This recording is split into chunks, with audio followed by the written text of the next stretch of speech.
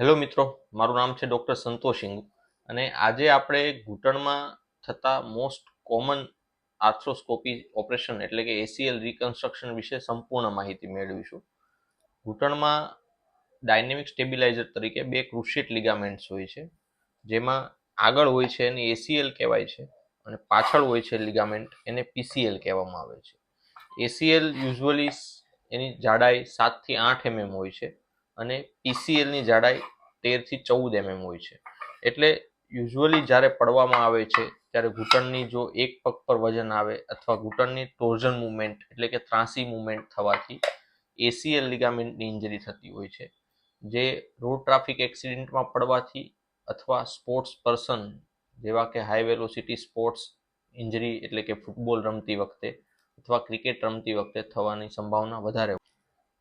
ACL લિગામેન્ટની injury બાદ emergency ટ્રીટમેન્ટમાં તો doctor દ્વારા પટ્ટો આપવામાં આવે છે, બરફ કરવાની સલાહ આપવામાં આવે છે, આરામ કરવાની સલાહ આપવામાં આવે છે તથા દુખાવા માટે દવા આપવામાં આવે છે. 7 દિવસ બાદ યુઝ્યુઅલી એક MRI કરવામાં આવે છે, જેના દ્વારા એસીએલ ઇન્જરી છે કે કેમ એનું નિદાન કરવામાં આવે છે.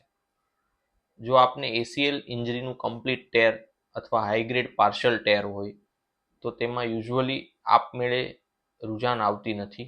એનું કારણ છે કે લિગામેન્ટ એ જગ્યા પર એ વાસ્ક્યુલર સ્ટ્રક્ચર હોય છે, એટલે કે ત્યાં લોહી પહોંચતું નથી. એટલે આમાં દિવસો જતાં ડીજનરેશન ચેન્જીસ થાય છે, જે એસીએલ છે બાકીનો એ પણ ખવાઈ જાય છે. એટલે એસીએલ લિગામેન્ટના લો ગ્રેડ પાર્શિયલ ટેરમાં જનરલી ડૉક્ટર દ્વારા એને રિપેર કરવાની સલાહ આપવામાં આવે છે. મોટાભાગના કેસમાં એસીએલ રિકન્સ્ટ્રક્શન સર્જરીની એડવાઇસ આપવામાં આવે છે. એસીએલ રિકન્સ્ટ્રક્શન સર્જરીમાં બીજી કોઈ જગ્યાએથી લિગામેન્ટનો ગ્રાફ્ટ લઈને એને એસીએલની એનાટોમિકલ કન્ડિશનમાં ફિટ કરવામાં આવે છે, જેને ફીમર બોન સાઇડ અને ટીબિયા બોન સાઇડ અલગ અલગ ટેકનિકથી એને ફિક્સ કરવામાં આવે છે. એસીએલ રિકન્સ્ટ્રક્શનની સૌથી કોમન મેથડમાં અહીંયાથી બે હેમસ્ટ્રિંગ ટેન્ડન લેવામાં આવે છે, જે સેમિટી એટલે કે સેમી ટેન્ડિનેસિસ અને ગ્રેસિલિસ મસલ હોય છે.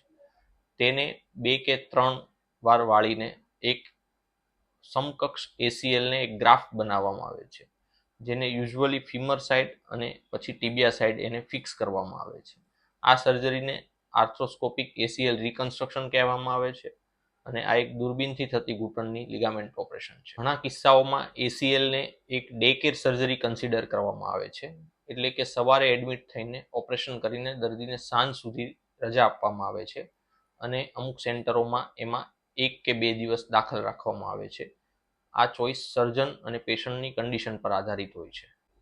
કમ્પ્લીટ એસીએલ ટેરના કિસ્સામાં સર્જરી કરવી એટલે હિતાવહ છે જો તમારી ઉંમર 20 થી 45ની વચ્ચે છે. એ એટલા માટે કે એસીએલ લિગામેન્ટ એક ડાયનેમિક સ્ટેબિલાઇઝર હોય છે, જે તમને ઝડપથી ચાલવું, સીડી ચડવી ઉતરવી, અનઇવન સરફેસ પર ચાલવું, કોઈ સ્પોર્ટ્સ રમવા, એ બધી વખતે ઘૂંટણને સ્ટેબલ રાખે છે અને તમને પડતા બચાવે છે.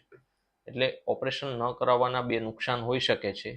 એક, આ બધી એક્ટિવિટીમાં પછી તમારાથી સરળતાથી ભાગ નથી લઈ શકાતો, અને બીજું કે અનસ્ટેબલ ઘૂંટણમાં ઘસારો થવાના પણ ચાન્સીસ વધારે રહે છે. અમારા ત્યાં થતી એસીએલ સર્જરી બાદ દર્દીને 24 કલાક પછી રજા આપવામાં આવે છે. એસીએલ સર્જરી જેટલું જ મહત્વ એસીએલ ઓપરેશન બાદ થતા રિહેબિલિટેશનનું એટલે કસરત અને ફિઝિયોથેરાપીનું હોય છે. દર્દીને જનરલી 3 થી 4 અઠવાડિયાની ફિઝિયોથેરાપી એડવાઇસ કરવામાં આવે છે.